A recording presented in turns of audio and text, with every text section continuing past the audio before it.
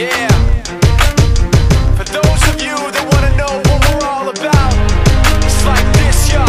This is 10% luck, 20% skill, 15% concentrated power of will, 5% pleasure, 50% pain, and 100% reason to remember the name.